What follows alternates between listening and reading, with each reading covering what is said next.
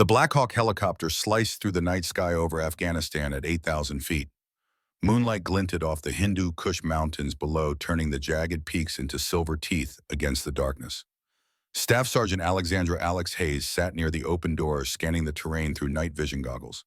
The green-tinted landscape scrolled beneath her like a topographical map come to life. At 28, Alex didn't match most people's image of an elite Army Ranger. Average height, lean rather than bulky, with short dark hair and observant brown eyes that never seemed to settle on any one thing for long. 5 years in the 75th Ranger Regiment had taught her the value of being forgettable. In places where being remembered got you killed, her unassuming appearance had kept her alive. She felt the helicopter bank slightly as they approached the target zone. Something cold settled in her stomach. In 5 years of operations, nothing about this mission felt right. The briefing had been rushed, the intelligence spotty, and the Delta Force team accompanying her had regarded her with thinly veiled contempt, rather than the professional courtesy she'd come to expect. 10 minutes to drop zone, the pilot announced through her headset. Alex checked her equipment one last time. Though she'd been told she was only along for terrain familiarization, she'd loaded extra magazines into her vest. Years of training had taught her to prepare for the worst while hoping for the best. Master Sergeant Jack Reeves, the Delta Force team leader, moved to sit across from her. In the green glow of the night vision, his scarred face looked almost demonic. "Hayes," he said, his voice casual despite the rotor noise. "Tell me about the topography we're heading into." "Three valleys converge at the target point," Alex replied, professional, despite her misgivings. "Heavy cover along the eastern ridge would be my approach vector. The village sits in a depression with clear lines of sight from the north. If Rashidi is there, he'll have lookouts posted at these 4 points." She indicated positions on the tactical map between them. Reeves studied her for a moment and then nodded. "You know this region well. 5 deployments will do that. Command thinks highly of you." His tone made it clear he didn't share the sentiment. Alex said nothing, watching as Reeves signaled something to his team. Small gestures, nearly invisible, but she'd been trained to read violence in all its languages. The 4 other Delta operators subtly repositioned themselves around the helicopter's cabin. The cold feeling in her gut intensified. "You know what your problem is, Hayes?" Reeves leaned closer, his voice dropping. "You're too good." Alex kept her expression neutral, but her hand drifted closer to her sidearm. "I take that as a compliment, sir." "Not intended as one." His smile never reached his eyes. "Command has noticed. Every warlord, every smuggler, every fighter in these mountains knows about the female ranger who walks their territory like she was born here. The locals call you Ghost. I just do my job, and that's the issue." Reeves glanced at his watch. "Some jobs make you visible, and visibility can be a problem for certain interests." The pieces clicked into place with sickening clarity. This wasn't a mission. It was an execution. "What kind of interests?" Alex asked, buying time while her mind raced through options. 5 operators in a confined space, 8,000 feet up. The math wasn't good. "The kind that pay better than an army salary." Reeves's hand moved to the knife at his belt. "Rashidi isn't just a bomb maker. He facilitates movement through these mountains. Opium, weapons, information. All highly profitable commodities that move easier without rangers closing down roads. So you throw me out of a helicopter and tell everyone it was an accident. Equipment malfunction." He nodded. "Harness fails, soldier falls. Tragic accident, full military honors, case closed." "How much?" She kept her voice steady, assessing distances and angles. 50,000 each, plus future considerations. Reeves actually smiled. "Nothing personal, Hayes. You're just too effective at your job." Memories flashed through Alex's mind. Her grandfather teaching her to shoot at their Montana ranch. Martinez drilling the sear techniques into her at Fort Bragg. The cold calculation needed to survive impossible odds. The knife moved faster than thought, slicing through her harness straps with surgical precision. Before she could react, hands grabbed her arms, lifting her from her seat. The helicopter door gaped open beside her, 8,000 feet of nothing beyond its edge. "Your grandfather should have taught you to stay out of other people's business," Hayes, Reeves said. Grandfather, how did Reeves know about her relationship with Colonel Richard Hayes? Then they pushed her out of the helicopter, and Alexandra Hayes began to fall. Bam! For 3 seconds, Alex tumbled through space, her body spinning wildly in the thin mountain air. The world became a green-tinted kaleidoscope in her night vision goggles. The 4th second brought clarity. Training took over, suppressing the animal panic of freefall. First priority orientation. She spread her arms and legs into a stable arch position, using her body as an airfoil to control her descent. The mountains rushed up at her with terrifying speed, but panic was a luxury she couldn't afford. She had approximately 50 seconds before impact. Second priority location. The green-tinted world through her goggles showed the Coronal Valley spread below like a three-dimensional map. She knew these mountains intimately. Every ridge, every valley, every seasonal stream, there a glint of reflected moonlight, the Coronal River running high with snowmelt. Third priority angle. She shifted her body position, tracking toward the river. The water would be ice cold, barely above freezing. But it was better than rock. The angle had to be perfect. Too steep and the impact would be like hitting concrete. Too shallow and she'd skip across the surface, breaking every bone in her body. 20 seconds. Alex pulled her rifle tight against her chest, locked her ankles, and positioned her hands to protect her head. Below the river looked like a silver thread in the darkness. 10 seconds. She rotated her body, going from horizontal to nearly vertical, feet first, but angled slightly forward. Toes pointed, muscles tense but not rigid. The key was to penetrate the surface and let the water gradually slow her descent, not hit it like a wall. 5 seconds. The river filled her vision. No longer a thread, but a rushing torrent of snowmelt. She could see individual ripples the way the current broke around submerged rocks. Too late to adjust.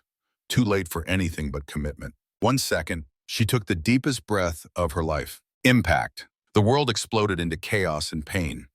Even at the optimal angle, hitting water from 8,000 feet felt like being beaten by invisible hammers. The shock traveled up through her feet, her legs, her spine, trying to compress her skeleton into itself. Her vision went white, then black, then white again. But she'd calculated correctly. Instead of shattering on impact, she penetrated the surface like a knife. The water gradually bled off her velocity as she plunged deeper. The cold was beyond description, an intensity that burned along every nerve. Her lungs compressed by the impact screamed for air. But she was still moving too fast, still going deeper. The river was perhaps 20 feet deep here, and she hit the bottom hard enough to crater into the silt. Rocks scraped against her vest, her helmet cracked against something solid, and her left shoulder erupted in pain that suggested dislocation. But she was alive.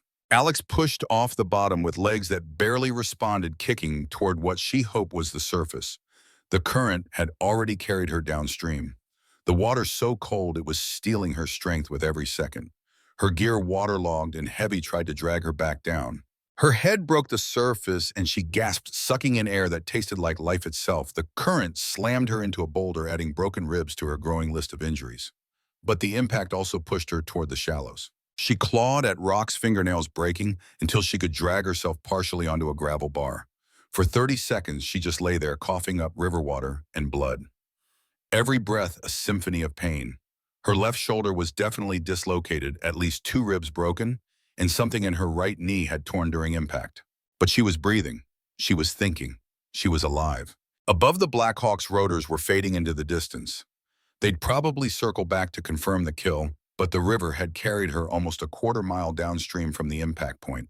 In the darkness with the tree cover, they'd never spot her from above. Alex forced herself to her knees, then to her feet.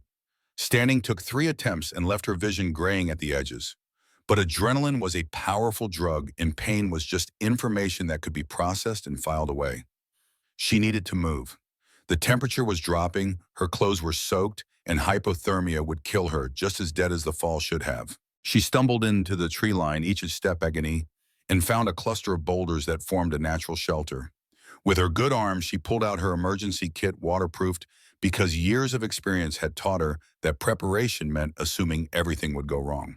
Fire starter, emergency blanket, basic medical supplies. She couldn't risk a fire, the smoke would give her away. But the emergency blanket would help retain what body heat she had left. The morphine injector called to her, promising relief from the symphony of pain playing through her body, but she couldn't afford the mental fog. Not yet. Instead, she gritted her teeth and relocated her shoulder. The sound it made going back into socket was wet and horrible, and she had to bite down on her rifle sling to keep from screaming. Next, she used her rifle sling to create a makeshift binding for her ribs. It wouldn't fix them, but it would keep her from puncturing a lung if she had to move fast. Her radio was destroyed, waterlogged, and cracked from the impact. The GPS beacon had survived, but activating it would broadcast her position to everyone, including the Delta team that had just tried to murder her. She was alone, injured, and presumed dead in hostile territory. As Alex huddled under the emergency blanket, feeling slowly returning to her extremities, her mind worked furiously. Reeves had mentioned her grandfather. That wasn't public knowledge. Her relationship with the legendary Colonel Richard Iron Dick Hayes had been kept quiet to avoid accusations of favoritism. How did Reeves know? And what else did he know? Most people would have given up, waited for death or rescue. But Alexandra Hayes wasn't most people. She was a ranger, and rangers don't quit. As dawn approached, Alex began to plan. Reeves and his team thought they had eliminated a problem. They were about to learn they'd created something much worse, a ranger with nothing left to lose and everything to prove. 8 hours earlier, Forward Operating Base Chapman had buzzed with the controlled chaos of military life. Alex had been cleaning her rifle in the armory when Mike Chen, their tech specialist, found her. "Something stinks about this mission," Chen said without preamble, his voice low despite the noise of the armory. At 30, Chen was stocky and perpetually rumpled, with quick hands and quicker eyes. He was also the best intelligence analyst Alex had ever worked with and her closest friend in the unit. "Orders are orders," Alex replied, continuing to reassemble her weapon with practiced precision. "Since when do you roll over for questionable intel?" Chen leaned closer. "The Delta boys arriving this morning. They've been asking all the wrong questions about our patrol routes, supply schedules, off-book operations." Alex paused, meeting Chen's eyes. "Counterintelligence. Maybe. Or maybe something else." Chen slipped her a folded piece of paper. "I pulled their service records. Reeves and Wilson served together in Berlin, 1980. Berlin Wall," Chen nodded. "Right before it fell, Special Activities Division. Most of it's still classified." Alex tucked the paper into her pocket. "What else?" "Reeves has made 6 trips to Moscow in the last decade, training liaisons officially. That's unusual, but not necessarily suspicious. It is when the dates align perfectly with 6 major intelligence breaches." Chen's expression was grim. "And there's more. Got a secure message for you this morning from Langley, your grandfather." Alex stiffened. Colonel Richard Hayes had retired from active duty after the Gulf War, but his connections to the intelligence community remained strong. If he was reaching out through official channels, something was very wrong. "What did he say?" "Just 4 words. Snowstorm is still active." Chen watched her reaction. "Mean anything to you?" Alex frowned. Operation Snowstorm was a Cold War initiative. Something my grandfather worked on in the 80s. Counterintelligence against Soviet penetration of U.S. military command structure. "Well, he seemed to think you'd understand the significance." Before she could respond, Major James Wilson appeared in the armory doorway. "Hayes, briefing room, 5 minutes." As Wilson disappeared, Chen raised an eyebrow. "Be careful in there." Alex nodded, tucking her cleaned rifle under her arm. "Always am." The briefing room was crowded when Alex arrived. 5 Delta Force operators lounged against the walls, their relaxed postures belying the constant alertness in their eyes. Major Wilson stood at the front, arranging documents on a table. "Staff Sergeant Hayes reporting as ordered, sir," Alex said, standing at attention. "At ease, Hayes." Wilson barely looked up. "You're being attached to Master Sergeant Reeves' team for a snatch and grab tonight. Ahmed Rashidi has been located in the Corino Valley." Alex kept her expression neutral, but her mind raced. Rashidi was a high-value target, a bomb maker responsible for 3 KIAs in their unit last month. But the Corino Valley was her territory. She'd led 17 successful operations there. Why would she be attached to Delta rather than leading her own team? "Sir, with respect, my team knows that territory better than anyone." "Your expertise is precisely why you're going," Wilson replied. "But Delta takes point on the ground. You're along for terrain guidance only, orders from up high." From the corner, Master Sergeant Reeves studied her with cold eyes. "Problem with that Sergeant Hayes?" "No, sir," she replied automatically, though every instinct told her otherwise. "Just want to ensure mission success." "Then follow orders and we'll get along fine." Reeves stepped forward, taking control of the briefing. "Rashidi was spotted by drone surveillance 6 hours ago at this location." He pointed to a village on the map. "Intelligence suggests he'll remain there for the next 48 hours. As Reeves detailed the operation, Alex noted discrepancies in the plan. The insertion point was exposed the extraction route unnecessarily complex, and the timing would put them in the village during morning prayers, the worst possible time for a quiet operation. When she raised these concerns, Reeves dismissed them with practiced ease. "We appreciate your input, Hayes, but the plan stands." After the briefing, Alex returned to her quarters to prepare. Something was very wrong, but without concrete evidence, she had no grounds to challenge the mission.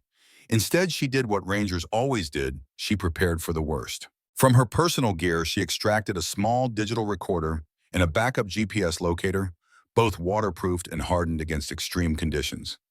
Gifts from her grandfather, who had always taught her that preparation was the difference between survival and a body bag. As she secured the devices in hidden pockets of her uniform, her satellite phone buzzed.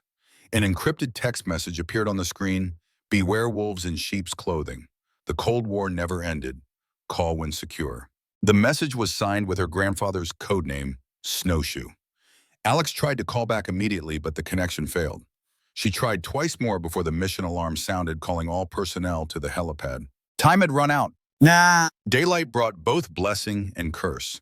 The warming sun helped chase the hypothermia from Alex's bones, but it also meant Reeves' team would intensify their search. She had moved twice during the night, ignoring her body's protests. Pain was just information, and information could be processed and filed away.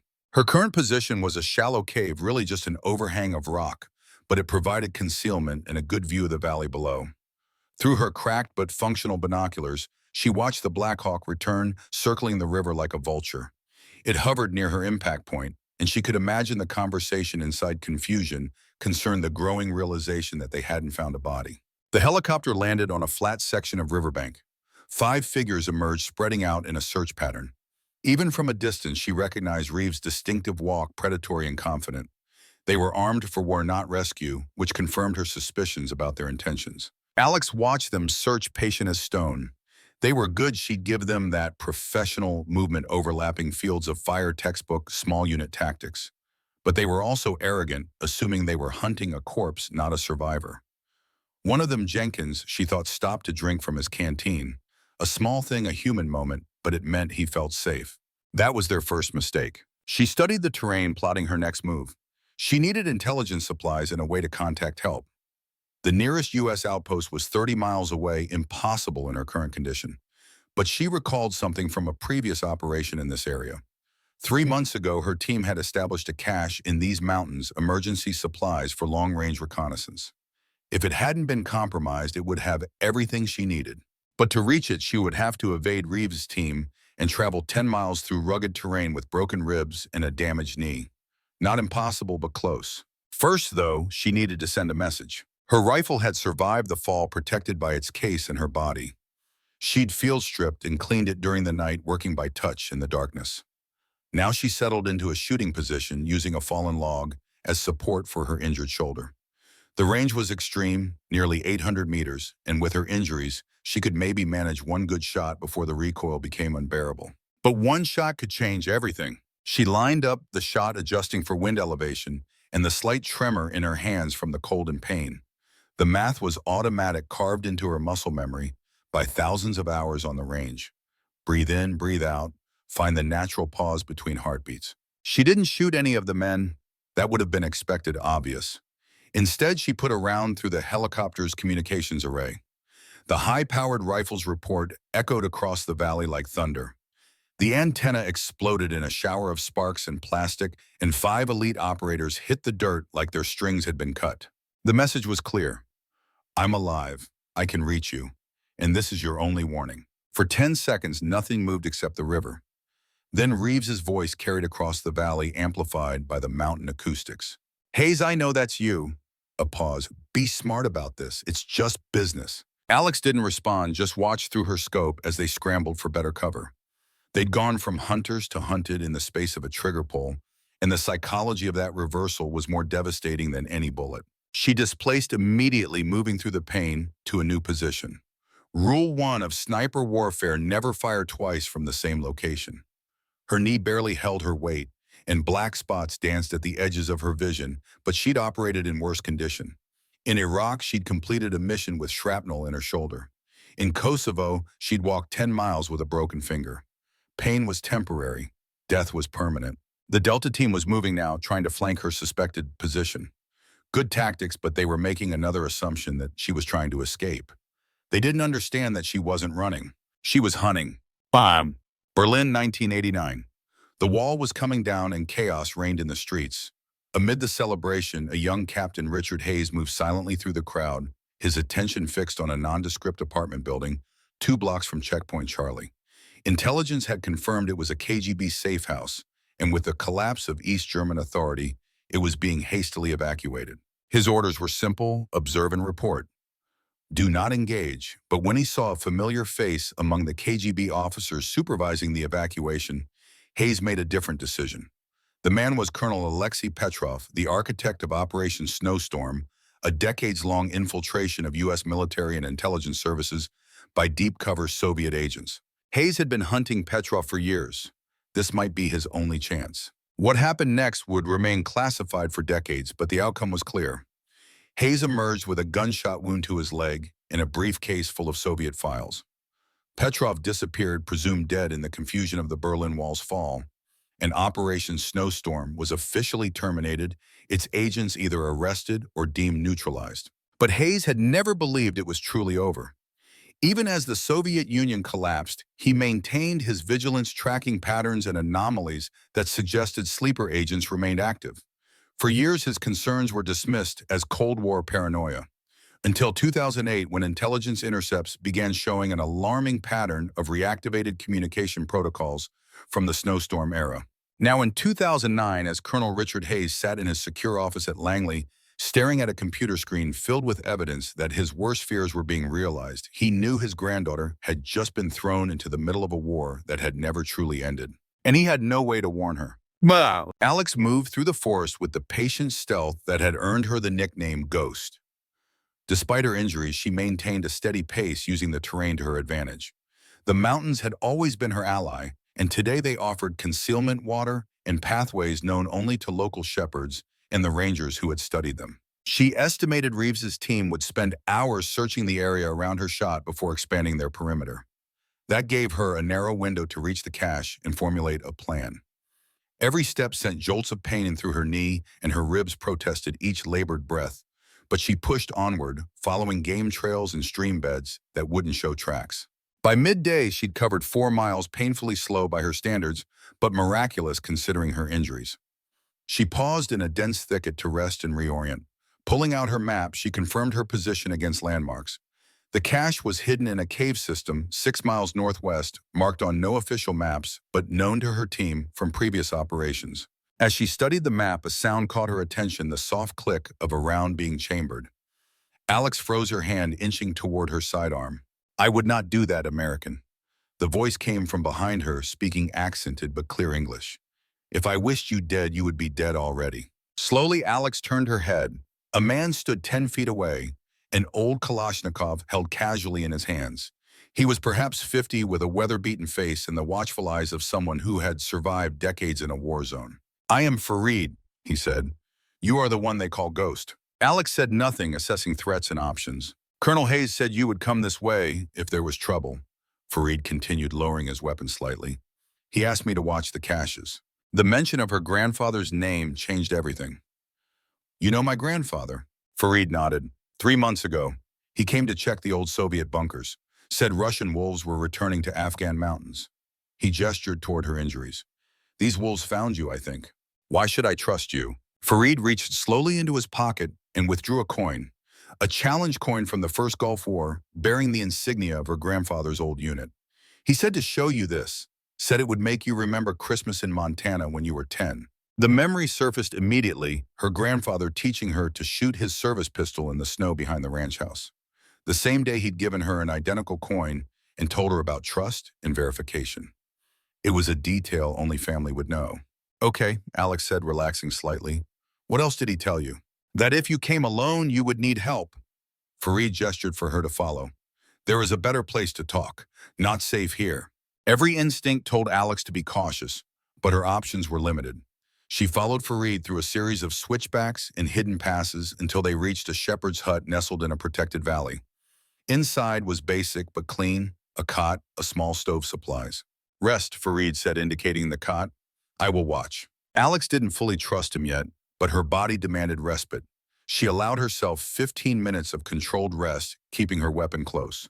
When she opened her eyes, Fareed was preparing tea on the small stove. "Why did my grandfather contact you?" she asked. "I worked as an interpreter for Americans many years. Your grandfather remembered me from his time here." Fareed handed her a cup of strong tea. 3 months ago, he returned to check old Cold War sites, said Operation Snowstorm was active again. The confirmation sent a chill through her that had nothing to do with her wet clothes. What exactly did he find? Evidence that Soviet agents placed during Cold War were being reactivated. He was tracking a man named Reeves who came to meet with former KGB contacts in Kabul. Fareed's eyes narrowed. "This Reeves, he is the one who tried to kill you." Alex nodded. Then Colonel Hayes was right. Fareed moved to a loose floorboard and pried it up, revealing a small metal case. "He left this for emergency, said if you ever came without him, I should give it to you." The case contained a satellite phone different from standard military issue, a data drive, and a handwritten note in her grandfather's distinctive script.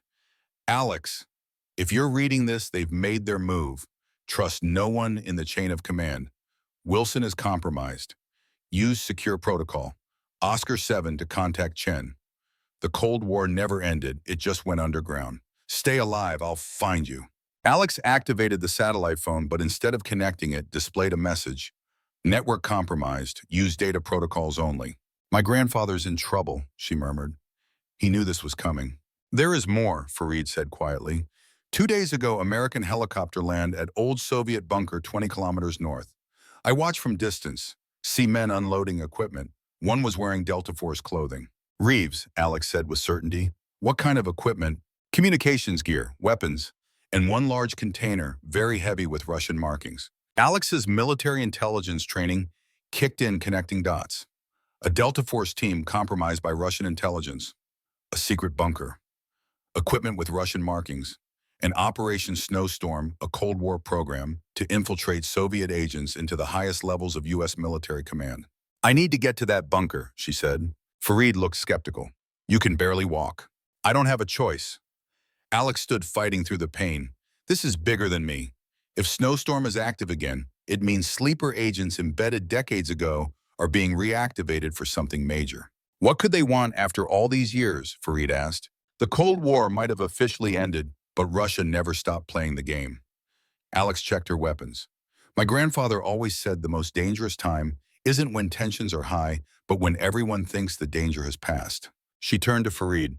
"I need to reach our cache first, then the bunker. Will you help me?" The older man studied her for a long moment, then nodded. "Colonel Hayes saved my family during Soviet war. This debt I will repay." He picked up his rifle.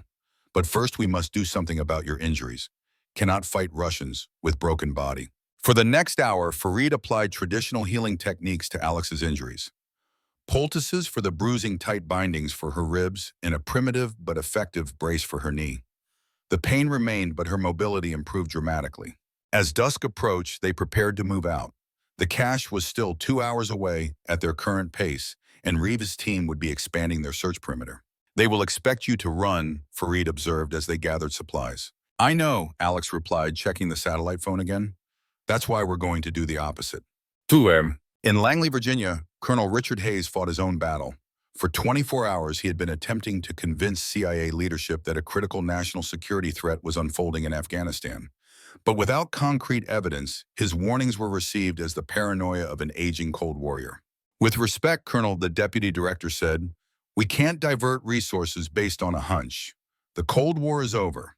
"Tell that to the Russians," Hayes retorted, sliding a folder across the table. 6 intelligence breaches in the last decade, all coinciding with Reeves' trips to Moscow. 3 missing weapons specialists, and now my granddaughter thrown from a helicopter after being assigned to Reeves' team. "We have no confirmation of any attack on Sergeant Hayes," another official interjected. "Initial reports suggest a training accident." Hayes slammed his fist on the table. "There are no accidents like that in the Rangers. Alex is one of the best soldiers in that unit. Reeves tried to kill her because she was getting too close to something.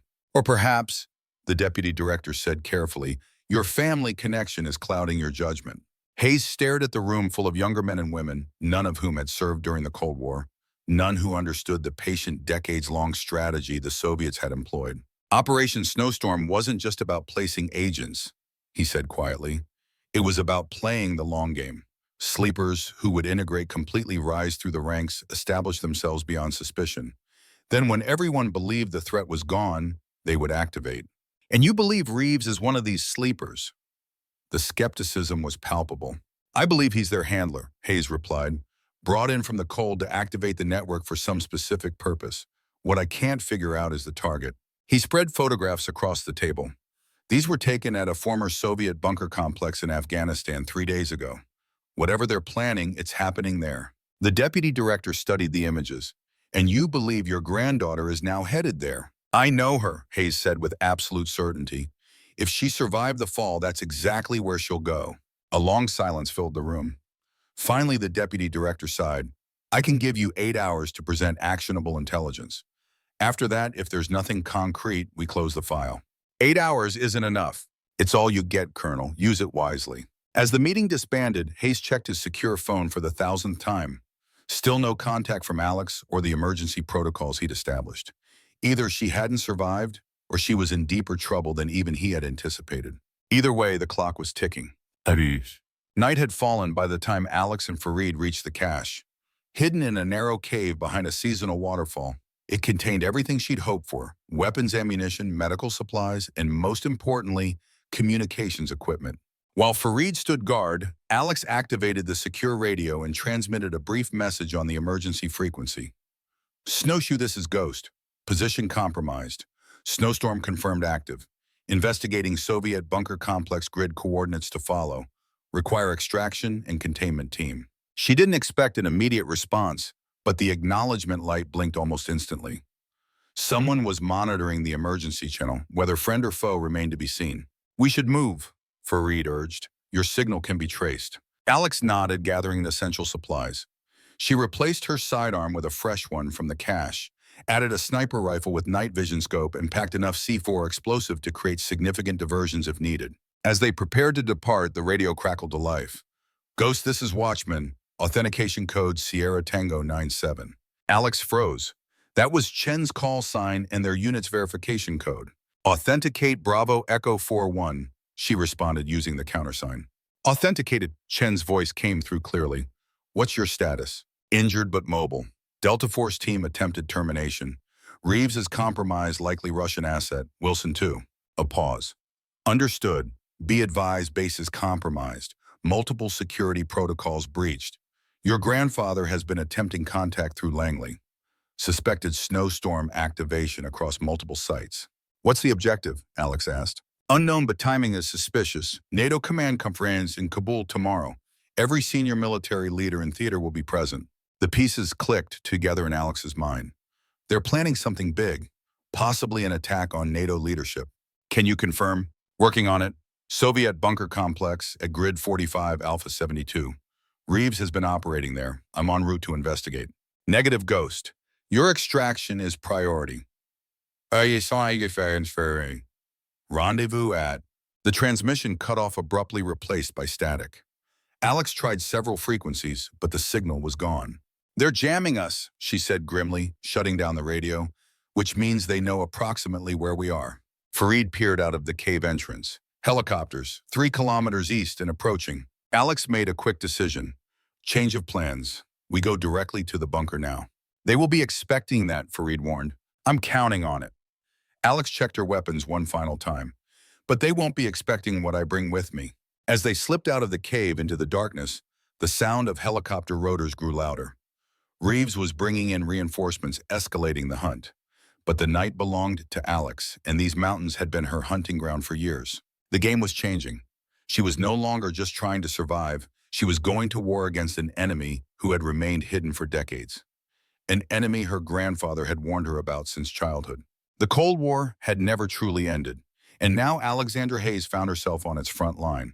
Yeah. The Soviet bunker complex was a relic of the USSR's failed occupation of Afghanistan. Built into a mountainside and largely forgotten. After the Soviet withdrawal in 1989, it had been designed to withstand NATO bombing campaigns. Now, 20 years later, it served a new purpose. Alex and Fareed approached from the western ridge using natural cover in the darkness to mask their movement. Through her night vision scope, Alex counted 4 sentries, 2 at the main entrance and 2 patrolling the perimeter. Their movements were disciplined and precise. Not local militia, but trained soldiers trying to appear as insurgents. Reeves brought more men than just his Delta team, Alex whispered. Fareed nodded. Russian mercenaries. I recognize their movement patterns from Chechnya. That confirmed it.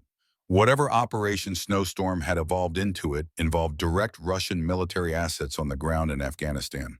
This wasn't just a few reactivated sleeper agents. It was a coordinated intelligence operation with serious backing. I need to get inside, Alex said. See what they're planning. Frontal approach is suicide, Fareed replied. But there is another way. He pointed to a narrow fissure in the rock face barely visible, even with night vision. Ventilation shaft for the lower levels. Soviets always built backup systems. Alex studied the opening. It would be a tight fit, and with her injuries navigating it would be excruciating. But it was their only option. I'll go alone, she decided. You maintain observation from here. If I'm not back in 2 hours, get word to my grandfather. Use the satellite phone in the cache. Fareed looked like he wanted to argue, but nodded instead. I'll go with you, Ghost. Alex moved silently toward the ventilation shaft, using the irregular terrain for cover. Every movement was calculated, every step placed with precision. The pain in her ribs and knee had receded to a dull background throb present, but ignorable through the focused concentration of combat. Reaching the shaft entrance without detection, she examined the grate covering it. Old rusted, but still solid. She applied a small amount of C4 to the hinges, just enough to break them, without creating a noise that would alert the guards. The controlled detonation was no louder than a hand clap, and the grate came free in her hands. The shaft was narrower than she'd hoped, forcing her to crawl on her stomach, pushing her equipment ahead of her. The metal walls pressed against her injured ribs, sending waves of pain with each movement. But pain was just information, and right now, information that didn't help the mission could be ignored. After 20 agonizing minutes, the shaft opened into a maintenance tunnel. Alex dropped down silently, her rifle ready, as she scanned for threats. The tunnel was dimly lit by emergency lights, suggesting the power systems had been reactivated recently. She moved deeper into the complex, following the sound of voices and machinery. The tunnel eventually led to a junction where she could observe a large central chamber without being seen. What she saw confirmed her worst fears. The chamber had been converted into a command center. Communications equipment, weapons, and at least a dozen men working with military precision. In the center stood a large metal container with Cyrillic markings, its contents partially visible. A nuclear warhead, small, tactical, old Soviet design, but still very much functional. And standing over it, directing the operation, was Master Sergeant Jack Reeves. Timeline remains unchanged, he was saying to someone out of Alex's line of sight. Detonation scheduled for 1400 hours tomorrow during the NATO command meeting. And our extraction... The voice was familiar. Major Wilson stepped into view. Helicopter will extract the team 1 hour before detonation, Reeves replied. By the time anyone realizes what's happened, we'll be across the border. And the fallout, Reeves smiled coldly. Physical fallout will be minimal. It's a clean tactical nuke. Political fallout will be maximum. Every senior NATO commander killed in one strike blamed on Pakistani extremists. The resulting chaos will allow our remaining assets to move into position for Phase 2. And what about Hayes? Wilson asked. Either dead from this fall or soon will be. The perimeter teams have orders to shoot on sight. Reeves checked his watch. Speaking of which, I need to check in with the search teams. Maintain the schedule. As Reeves left the room, Alex processed what she'd heard. A nuclear strike against NATO leadership disguised as a terrorist attack. The geopolitical consequences would be catastrophic, exactly the kind of chaos that would benefit Russia's strategic interests in the region. She had to stop it. But first she needed evidence. Concrete, undeniable proof that would convince even the skeptics at Langley. Carefully, she documented everything with the camera, from her gear capturing clear images of the warhead, the Russian equipment, and Reeves giving orders. As she was about to retreat, a communication console activated. On the screen appeared the face of an older Russian man, his features patrician and cold. Report snowfall, the man said in accented English. On schedule, Colonel Petrov, Wilson replied. The device will be in position by morning. Alex nearly gasped aloud. Colonel Alexei Petrov, the Soviet spy master, her grandfather had allegedly killed in Berlin in 1989. The architect of Operation Snowstorm was very much alive and directing this attack personally. Excellent, and there have been no complications. One, Wilson admitted. Staff Sergeant Hayes discovered the operation. Reeves attempted termination, but we haven't confirmed success. Petrov's expression darkened. Hayes, any relation to Colonel Richard Hayes? His granddaughter. A slow, cold smile spread across Petrov's face. How appropriate. The old man has been hunting me for decades. Now I will take from him what he tried to take from me in Berlin. Sir, find her, kill her, send the body to Langley marked for Hayes's attention.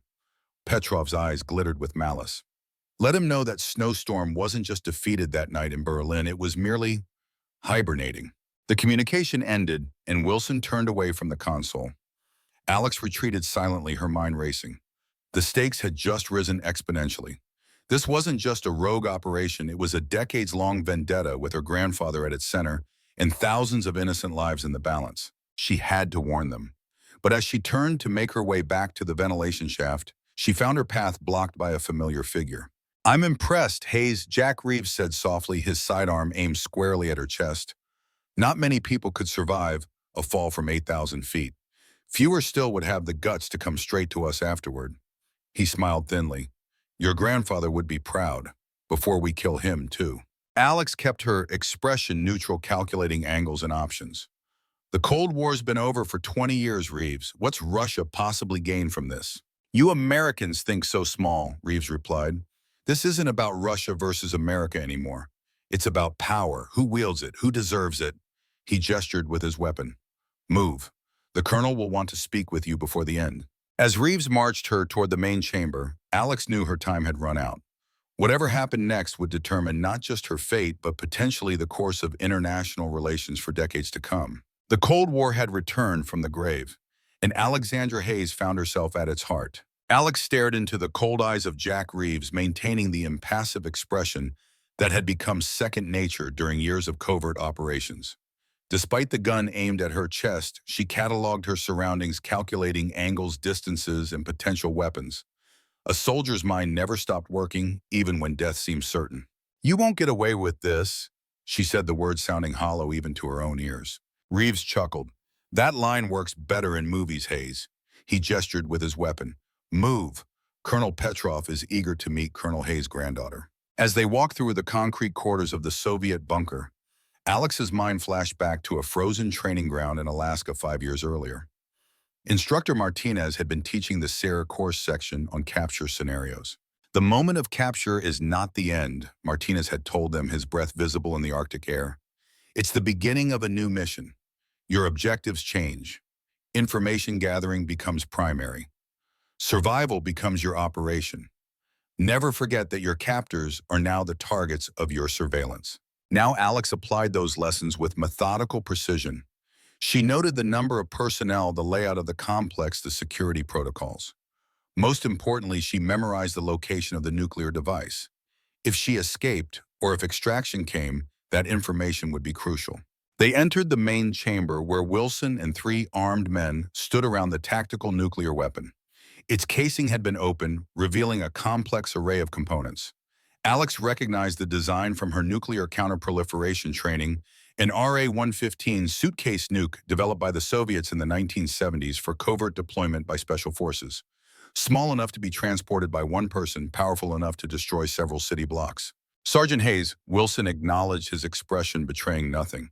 I'd say I'm surprised to see you alive, but your family has always been irritatingly resilient. Traitor, Alex said quietly. Wilson's face hardened. Patriots and traitors are just labels assigned by whoever writes the history books, Hayes. I prefer to think of myself as a realist. A realist who's about to murder hundreds of Allied commanders. A realist who understands that America's hegemony is ending, Wilson replied. The world is changing, new powers are rising, smart players choose the winning side before the game ends. A communication console beeped, and the large monitor flickered to life. The stern face of Colonel Alexei Petrov appeared, his silver hair immaculately styled despite the early hour. His eyes widened slightly at the sight of Alex. So the Hayes bloodline continues to interfere with my operations, he said, his Russian accent faint but noticeable. The resemblance to your grandfather is remarkable, young lady. Alex met his gaze through the screen. My grandfather told me you died in Berlin.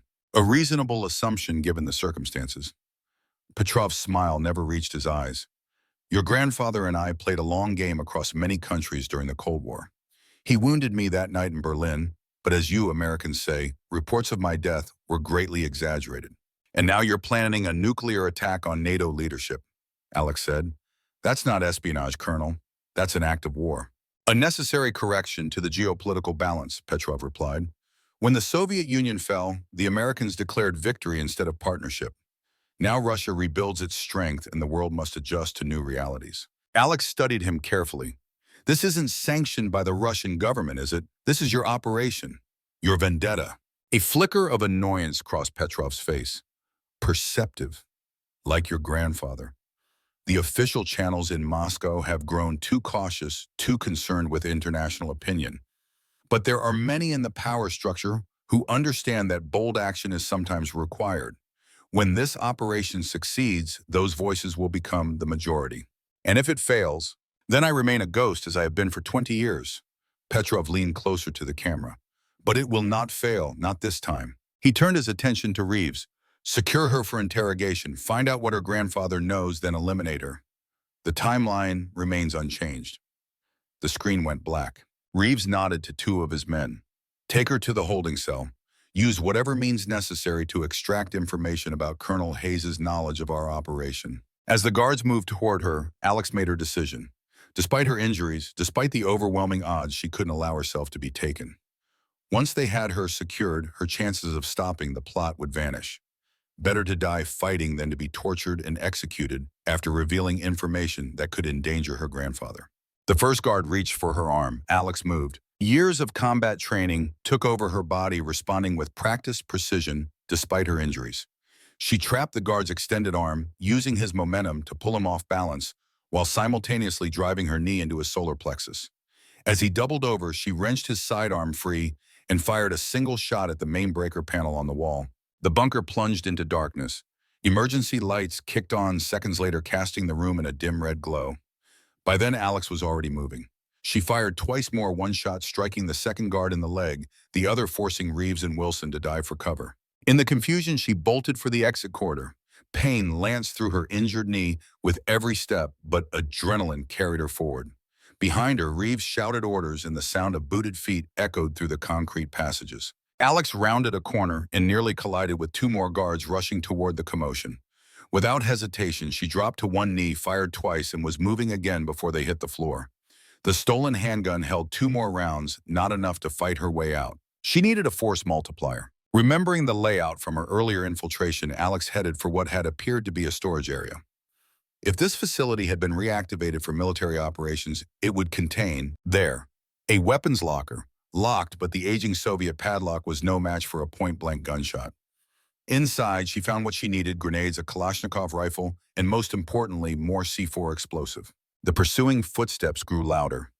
Alex worked quickly, setting a basic booby trap at the storage room entrance while loading the rifle. When the first guard appeared in the doorway, the tripwire sent a storage shelf crashing down, buying her precious seconds. She used them to fire a 3-round burst that sent the remaining pursuers scrambling for cover. Hayes, Reeves' voice echoed down the corridor. There's nowhere to go. This facility has only one entrance and it's covered by my men. Alex didn't respond, instead using the moment to mentally review the ventilation shaft route she'd used to enter.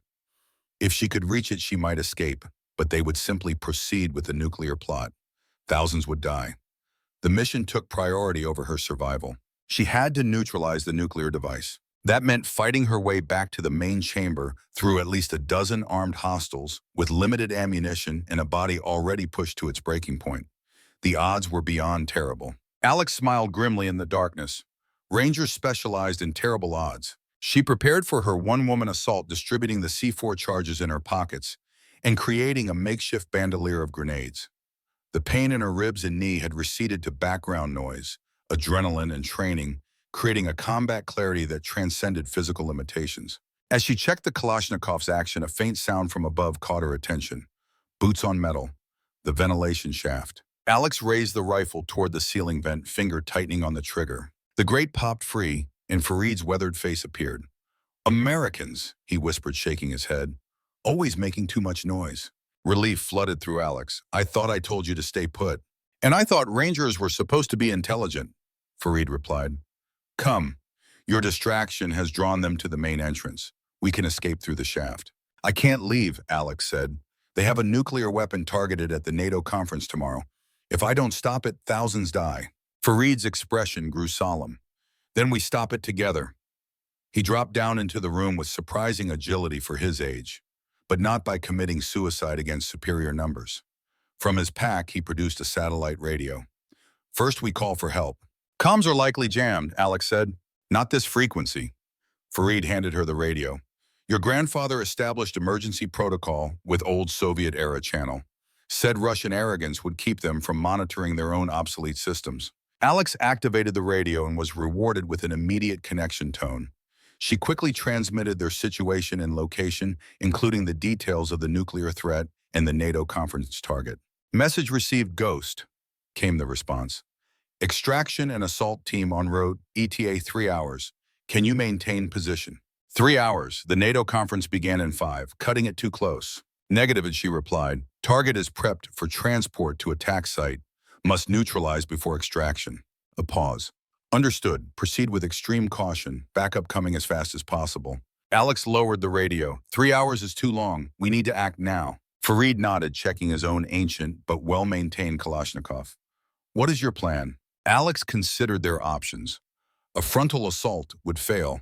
They needed subterfuge. We create a diversion, she said finally. Draw most of their forces away from the main chamber, then disable the nuclear device. And how do we do this? Alex smiled, holding up the remaining C4 charges. By giving them a bigger problem to worry about. Working quickly, they set charges at key structural points throughout the storage areas of the bunker. Non-critical areas that would create impressive damage and confusion without collapsing the entire facility on top of them. Meanwhile, the sounds of Reeves' men systematically searching the complex grew closer. Charges set, Alex said, returning to their temporary haven. Now for phase 2. She handed Fareed the detonator. When I give the signal, trigger the explosives, then make your way to the main entrance.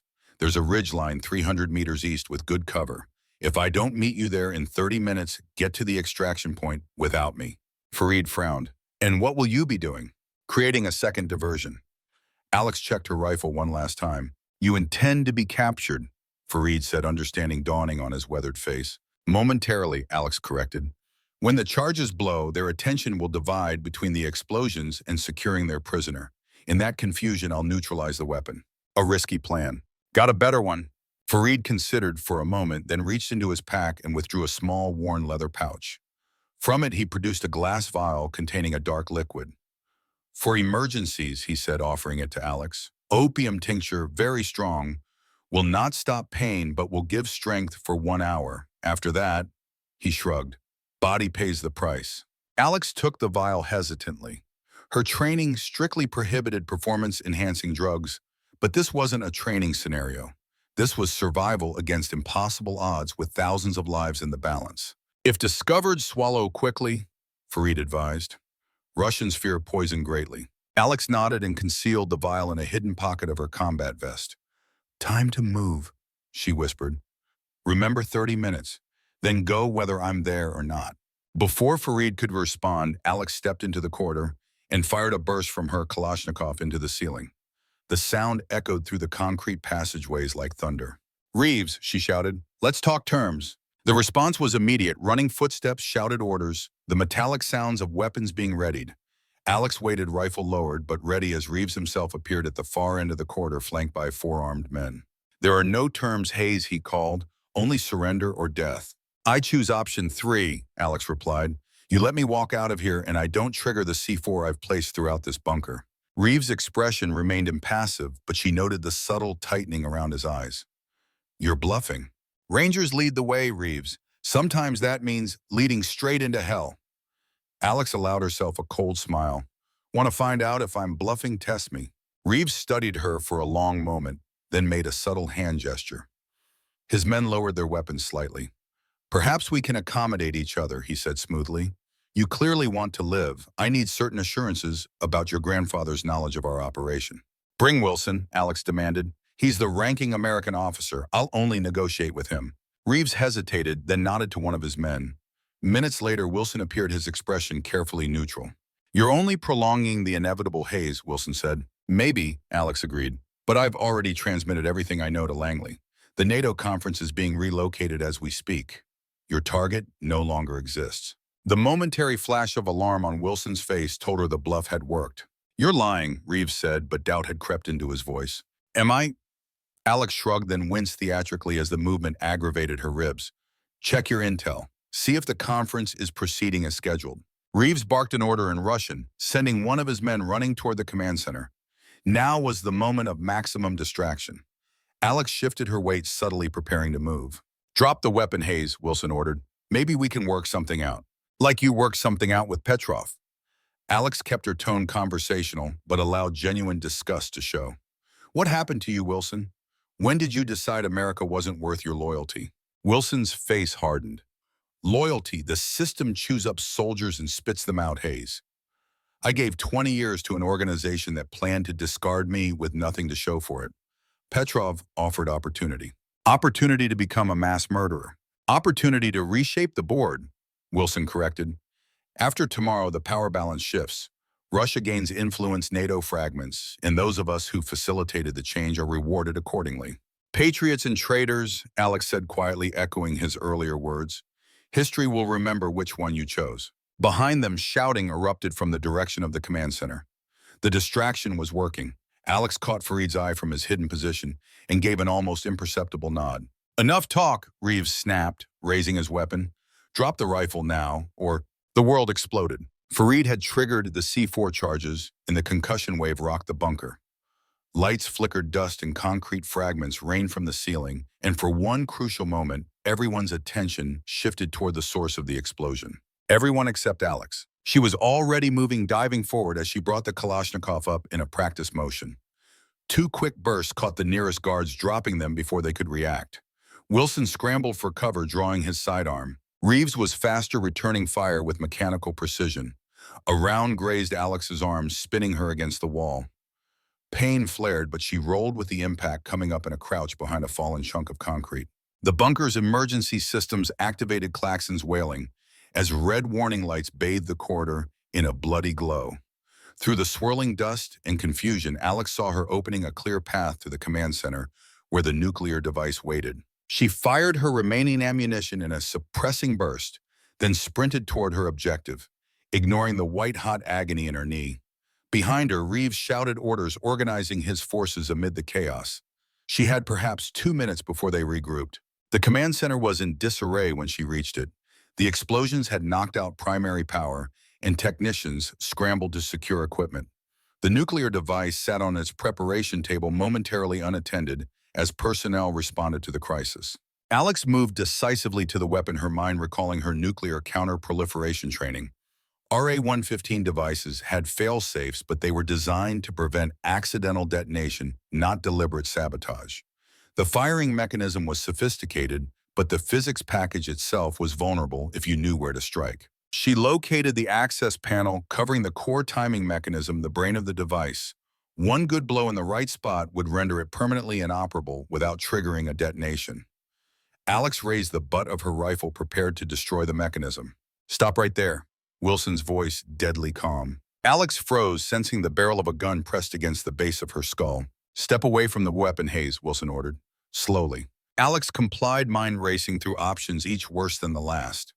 The timing had been too tight, the odds too long. She had failed. You Rangers, Wilson said, his tone almost conversational. So predictable in your heroics. Did you really think you could stop an operation 20 years in the making? Had to try, Alex replied, carefully assessing distances and angles. Wilson stood just beyond striking range, his pistol unwavering. Your grandfather was the same way, Wilson continued. Righteous, determined, ultimately futile, and he spent decades hunting snowstorm sleeper agents and never realized how deeply we had penetrated American military and intelligence. If you're going to shoot me, get on with it, Alex said. Skip the villainous monologue. Wilson smiled thinly. Professional courtesy, Hayes, one soldier to another. I want you to understand the magnitude of what's happening here before you die. As Wilson spoke, Alex noticed Reeves entering the chamber behind him, his face tight with controlled fury. Other personnel were securing the room, weapons trained on her from multiple angles. Her chances of survival had dropped from slim to virtually non-existent. Time for the emergency option. With practiced sleight of hand, Alex extracted Farid's vial from her pocket. One swift motion brought it to her lips, the bitter liquid burning down her throat before Wilson could react. His eyes widened in alarm. "What did you just take?" Alex smiled, feeling the opium tincture's effects beginning almost immediately, a spreading warmth dulling pain, sharpening focus. Insurance policy. "She's taken poison," one of the Russian technicians said in accented English. "Suicide capsule." "Search her," Reeves ordered, keeping his distance. "Check for more hidden weapons." As two guards approached cautiously, Alex allowed her legs to buckle slightly, creating the impression that whatever she'd taken was rapidly debilitating her. The guards relaxed marginally, assuming she was weakening, a critical mistake. The tincture had the opposite effect, temporarily flooding her system with artificial strength and dulling the pain of her injuries. As the first guard reached her, Alex exploded into action. She drove her palm into the guard's throat, simultaneously sweeping his legs. As he fell, she wrenched his sidearm free and fired two quick shots at the main power junction box on the far wall. Sparks erupted as the room plunged into darkness, emergency lighting, casting everything in dim red shadows. In the momentary confusion, Alex rolled behind the equipment console, bullets thudding into metal where she had stood a second earlier. She returned fire, not aiming to hit, but to force her attackers to seek cover. Her real objective remained the nuclear device.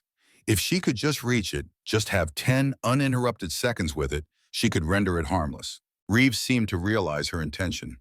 "Secure the package," he shouted. "Prepare for immediate transport." Two technicians rushed to the weapon, beginning emergency disconnection procedures. Alex fired in their direction, forcing them to duck but not hitting them. She needed the device intact until she could properly disable it. Wilson and Reeves coordinated their fire, methodically reducing her options for movement or escape. The room was rapidly becoming a killing zone, with Alex trapped in diminishing cover. The opium tincture gave her clarity and temporary strength, but it couldn't produce miracles. A sudden explosion rocked the entrance to the command center. Through the smoke strode Farid, firing controlled bursts from his Kalashnikov. "The cavalry has arrived," he announced dryly, taking position behind a concrete pillar. "Thought I told you to leave," Alex called, using the distraction to change position. "And missed this party," Farid replied, dropping a guard with a well-placed shot. "Americans have no monopoly on heroism." The unexpected reinforcement changed the dynamics of the firefight, splitting the attention of Reeves' forces. Alex used the opportunity to work her way closer to the nuclear device. The technicians had almost finished preparing it for transport, disconnecting monitoring equipment and securing the outer casing. Wilson spotted her movement and redirected his fire, forcing her back into cover. "It's over, Hayes. The device leaves in 3 minutes. Nothing you can do will stop it now." Maybe he was right. Maybe the mission was beyond salvage. But Alex Hayes had never believed in no-win scenarios. As long as she drew breath, she would fight. Her grandfather had taught her that some battles must be fought even when victory seems impossible, especially then. The image of Colonel Richard Hayes flashed in her mind, his stern face softening with pride when she graduated Ranger School. His patient hands guiding hers on the rifle range back in Montana. His quiet voice instilling the values that defined her life: duty, honor, courage. "A Hayes never quits," he had told her once. "We fight until the job is done, no matter the cost." Alex glanced at Farid, who was holding his position despite taking fire from multiple directions. Their eyes met briefly, and understanding passed between them. With a subtle nod, Farid increased his rate of fire, creating the diversion she needed. Alex surged from cover, moving in a combat role that carried her to the preparation table. The nuclear device lay before her, partially enclosed in its transport container. She had seconds at most before Reeves or Wilson adjusted their fire. Her hand found the access panel and tore it open, exposing the critical timing mechanism. One solid blow would render the weapon permanently inoperable. She raised the butt of her pistol. White-hot pain exploded in her shoulder as a bullet found its mark. Alex staggered but didn't fall, the opium tincture temporarily muting even this fresh agony. She turned to see Wilson advancing his pistol, aimed for a killing shot. "Enough," he said, his voice cold. "It ends now." "You're right," Alex agreed. "It does." With her remaining strength, she smashed the pistol grip into the exposed timing mechanism of the nuclear device. The delicate components shattered under the impact. Instantly, warning lights flashed across the control panel as fail-safes engaged, permanently locking down the weapon's core. The nuclear threat had been neutralized. Wilson's face contorted with rage. He raised his weapon for the kill. A single shot rang out. Wilson's expression shifted from anger to surprise as a red stain blossomed on his chest. He collapsed to his knees, then pitched forward onto the floor. Behind him stood Mike Chen's service pistol, still raised and smoking. "Sorry I'm late," Chen said, stepping over Wilson's body. "Traffic was hell." Alex stared in disbelief as more figures poured into the command center. American Special Forces operators in full combat gear, systematically securing the room with practiced efficiency. Reeves was forced to his knees, hands cable-tied behind him. "Chen woman." Alex managed the world beginning to swim around her as the opium tincture's effects battled with blood loss and exhaustion. "How?" "Your grandfather," Chen replied, rushing to support her as her legs finally gave out. "The moment you transmitted from Farid's radio, the old man moved heaven and earth, called in every favor from 4 decades of service." The room spun lazily as Alex fought to remain conscious. The mission was complete, the weapon neutralized, thousands of lives saved. Her body, pushed beyond all reasonable limits, was shutting down. As darkness crept in from the edges of her vision, Alex heard Chen's voice seemingly from a great distance. "Medic. We need a medic here now. Stay with me, Alex. Stay with me." Then nothing but blackness. The beeping of medical equipment penetrated the darkness first. Then antiseptic smells, soft voices speaking in hushed tones. Alex floated in a morphine haze, her consciousness drifting in and out. Fragments of conversation reached her through the fog. "3 surgeries already. Never seen anyone survive injuries like these. Colonel Hayes is waiting." Time had no meaning. It could have been hours or days later when Alex finally opened her eyes, fully blinking against the harsh fluorescent lights of a hospital room. Her body felt leaden, wrapped in layers of bandages and supported by various medical devices. A figure sat beside her bed, dozing in an uncomfortable chair. Despite the gray hair and lined face, she recognized her grandfather immediately. Colonel Richard Hayes looked older than she remembered, the weight of recent events etched into his features. "Grandpa," she whispered, her voice raspy from disuse. Hayes's eyes snapped open instantly, decades of military alertness unchanged by retirement. When he saw her awake, his weathered face transformed with relief and pride. "There she is," he said, gently taking her hand. "Toughest soldier I ever trained." Alex tried to smile, but even that small movement seemed to require immense effort. "Did we stop them?" "We did," Hayes confirmed. "The nuclear device was rendered permanently inoperable. Reeves and his remaining men are in custody. Petrov," he hesitated. "Got away," Alex guessed. Hayes nodded grimly. "Slipped through our fingers again, but his network is exposed. Operation Snowstorm is finally truly finished." "And the NATO conference?" "Proceeded without incident," Hayes assured her, though several commanders were quite surprised to learn how close they came to oblivion. He squeezed her hand gently. "You saved thousands of lives, Alex, including mine." She frowned. "Yours?" "Petrov had a team on a route to my location in Virginia," Hayes explained. "They were intercepted by FBI counterterrorism units about an hour after you transmitted your warning. Old grudges run deep in our line of work." Alex processed this information slowly, her mind still dulled by pain medication. "What about Farid?" A smile creased Hayes's face. "Currently enjoying American hospitality at Landstuhl Regional Medical Center in Germany. Took a bullet in the firefight, but he'll recover. Stubborn old goat." "He saved my life," Alex said, "multiple times." "I know. He'll be appropriately thanked." Hayes's expression grew more serious. "You've been out for nearly 2 weeks, Alex. The doctors weren't sure you'd make it. 3 gunshot wounds, multiple fractures, internal bleeding, not to mention the damage from falling 8,000 feet without a parachute. Rangers are hard to kill," Alex murmured, fighting to keep her eyes open as exhaustion pulled at her. Hayes smiled again, pride evident in his gaze. "Rest now. We'll talk more when you're stronger." As Alex drifted back towards sleep, she heard her grandfather's voice, soft but clear. "You did good, kid. You did real good." In the darkness behind her closed eyelids, Alex allowed herself the smallest measure of satisfaction. The mission was complete. Thousands were saved. And perhaps most importantly, her grandfather's decades-long hunt for Snowstorm's remnants had finally reached its conclusion. All it had taken was surviving the impossible.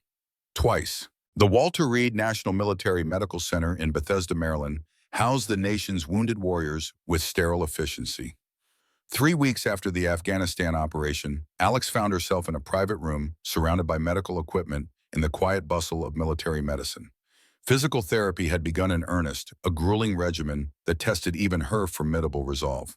On this particular morning, Alex gritted her teeth as she forced her damaged knee to bend, fighting against the stubborn resistance of torn ligaments and shattered cartilage. Sweat beaded on her forehead, but she refused to stop until she reached the angle her physical therapist had set as today's goal. The burning sensation crawled up her leg like liquid fire, but she welcomed it. Pain meant healing, meant progress. Pushing the envelope as usual, I see. The voice from the doorway carried both approval and concern in equal measure. Alex looked up to see her grandfather, Colonel Richard Hayes, impeccable as always, in pressed khakis and a button-down shirt. At 68, he still maintained the ramrod straight posture of a career officer, though recent events had etched new lines into his weathered face and added silver to his already gray hair. "Can't let these civilian doctors set the pace," Alex replied, easing her leg back down with a controlled exhale. "They think recovery is a marathon. Rangers treat it like a sprint." Hayes chuckled as he took a seat beside her bed. "That's my girl." His expression grew more serious. "How are you really doing, Alex?" She considered deflecting with the standard fine that soldiers use to avoid discussing vulnerability, but this was her grandfather, the one person she never needed to pretend with. "Physically getting there. 3 more surgeries scheduled, but the orthopedist thinks I'll walk without a limp eventually. Might even return to full duty in a year." She paused, meeting his eyes directly, mentally still processing. Falling 8,000 feet gives you plenty of time to think about your life. Finding out there's a decades-old Soviet conspiracy doesn't help with the nightmares either. Hayes nodded, understanding the complex aftermath of combat and survival better than most. "What you accomplished defies explanation, Alex. Not just surviving that fall, but stopping a nuclear plot while critically injured. That kind of experience changes a person. Takes time to integrate." "Not single-handed," Alex corrected. "Fareed risked everything. So did Chen." "Speaking of whom," Hayes said, glancing at his watch, "they should be arriving momentarily, but before they do, there's something we need to discuss privately." The serious tone caught Alex's attention. "Petrov," Hayes nodded grimly. "Intelligence indicates he's gone to ground in an SVR safe house outside Moscow. Russian authorities deny any knowledge of him or Operation Snowstorm. Officially, they're calling Reeves and his men rogue actors without state sanction. And unofficially, half the Kremlin knew." Hayes replied, his voice hardening with decades of experience dealing with Russian denial. "But with the operation exposed and failed, they're maintaining plausible deniability. Standard procedure." Alex studied her grandfather's expression, recognizing the subtle tension around his eyes that signaled there was more to the story. "What aren't you telling me?" Hayes hesitated, then reached into his jacket and withdrew an official-looking folder stamped with classified markings. "The debriefing team has finished their analysis of the materials you recovered from the bunker. Operation Snowstorm wasn't just about placing sleeper agents in our military." He opened the folder, revealing documents and photographs. Petrov's ultimate objective was much more ambitious. He was creating a parallel command structure within NATO itself. If his plan had succeeded, Russian intelligence would have had backdoor control of Western military responses during any future confrontation. Alex took the folder, scanning its contents with growing alarm. The documents detailed decades of patient infiltration, strategic promotions, and carefully orchestrated incidents designed to advance Snowstorm operatives through the ranks of multiple allied military organizations. "This would have changed the balance of power completely," she said quietly, examining a chart showing suspected Snowstorm agents in key NATO positions. "It's like a shadow government waiting to be activated." "It nearly was," Hayes agreed. "Thanks to you, we've identified 37 embedded Snowstorm assets across NATO command structures. Quiet arrests are ongoing, but Petrov himself remains at large." Alex heard the unfinished thought in her grandfather's voice. "And you want to go after him?" "One last mission," Hayes confirmed, a steel edge entering his voice. "Finish what I started in Berlin 20 years ago." "You're 68, Grandpa," Alex said gently. "And Petrov is protected by Russian intelligence now." Hayes smiled thinly. "Age brings certain advantages in this game. I have contacts and methods unknown to the current generation of operatives. Former adversaries who've become, let's call them, situational allies. And Petrov will be expecting an official response, not a personal one." Before Alex could argue further, a knock at the door interrupted them. Mike Chen entered, followed by a middle-aged doctor in a white coat. "Sorry to interrupt," Chen said, his usually cheerful face uncharacteristically solemn, "but there's been a development." The doctor stepped forward, introducing himself as Dr. Markowitz from Walter Reed's Security Division. Staff Sergeant Hayes, I regret to inform you that we've detected an unauthorized access attempt to your medical records last night. Our cybersecurity team traced it to a server in Eastern Europe. Petrov, Hayes said immediately, his posture shifting subtly from relaxed visitor to alert operative. He's looking for confirmation of Alex's condition. That was our assessment as well, Colonel, Dr. Markowitz confirmed.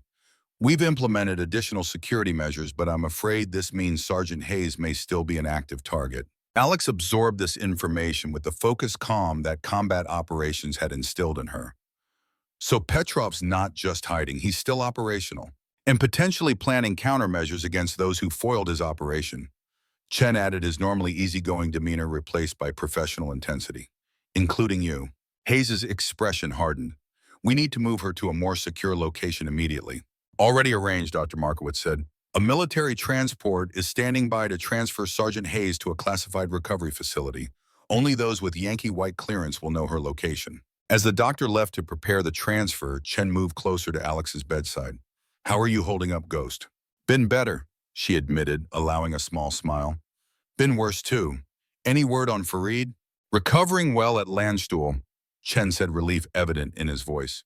He took 2 rounds during the extraction, but pulled through like the stubborn warrior he is. His asylum application is being expedited in recognition of his assistance. He should be stateside within a week. Chen glanced at Hayes, then back to Alex. There's something else you should know. The man you knew as Jack Reeves, his real name was Yuri Kasimov, SVR operative.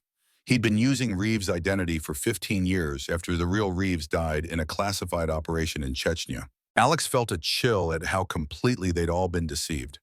And Wilson, a genuine American traitor. Hayes interjected, disgust evident in his voice. Recruited by Soviet intelligence in 1985 during a training exercise in East Germany, his 30-year career in U.S. Army Special Forces was built entirely in service to Moscow. Hayes leaned forward, eyes intense. Wilson was personally responsible for compromising 3 major operations in the Balkans during the 1990s. Operations that cost American lives. His betrayal goes far deeper than just the Afghanistan incident. The room fell silent as they contemplated the scope of the deception. Decades of patient infiltration positioning assets where they could do the most damage when finally activated. It was espionage on a scale few had believed possible that the Cold War supposedly ended. We need to go, Chen said, breaking the silence. The transport team is ready. As medical staff entered to prepare Alex for transfer, Hayes leaned close to her.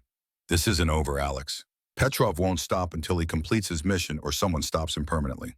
Then we stop him, Alex replied, her voice low but determined. Together. Hayes studied his granddaughter's face, recognizing the same unyielding resolve that had defined his own career. He nodded once. Together. The medical team transferred Alex to a gurney, ready to move her to the waiting aircraft. As they wheeled her toward the door, Chen fell into step beside them. By the way, he said casually, something arrived for you this morning. He placed a small, worn leather case in her hand. Alex opened it to find her grandfather's M1911 pistol, the same one he'd carried through multiple conflicts, the one he'd used in Berlin against Petrov.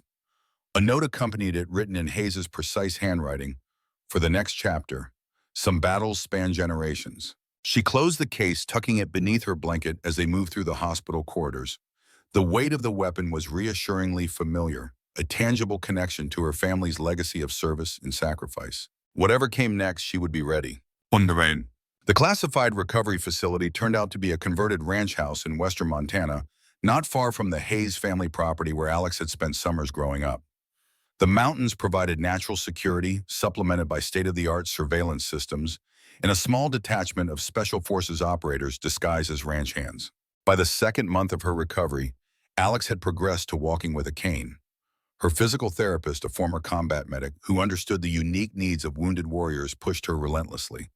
Each day brought small victories and setbacks, the grueling process of rebuilding a body that had been pushed beyond normal human limits. On a crisp October morning, Alex stood on the front porch watching the sunrise over the mountains. The familiar landscape soothed something deep in her soul, reconnecting her to the person she'd been before Afghanistan, before the fall that should have killed her. The sound of tires on gravel drew her attention. A black SUV approached the ranch house, dust billowing behind it as it navigated the long driveway.